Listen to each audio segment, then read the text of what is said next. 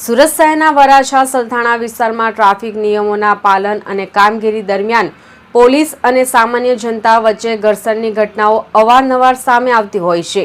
તાજેતરમાં યોગી ચોક વિસ્તારમાં નો પાર્કિંગમાંથી ગાડી ઉઠાવતા બાબતે એક યુવક અને યુવતીએ પોલીસ સાથે ઉગ્ર બોલાચાલી કરી ભારે હોબાળો મચાવ્યો હતો। જો કે સરથાણા પોલીસ સ્ટેશનના પીઆઈ સામે મહિલા પોલીસને યુવકે ધક્કો પણ માર્યો હતો।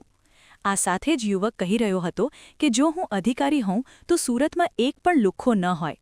આ મામલે પોલીસ દ્વારા કડક કાર્યવાહી હાથ ધરવામાં આવતા પોલીસ સાથે ઘર્ષણ કરનાર યુવક અને યુવતીએ માફી માંગી હતી।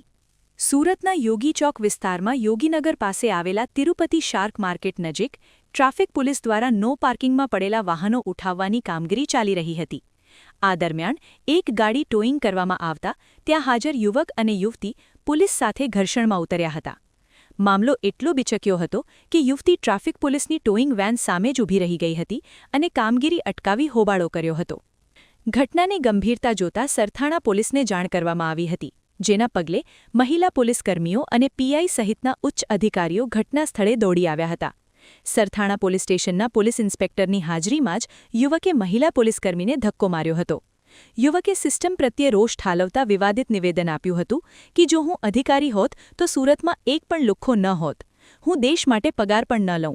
મારે આ સડી ગયેલી સિસ્ટમમાં નથી આવવું।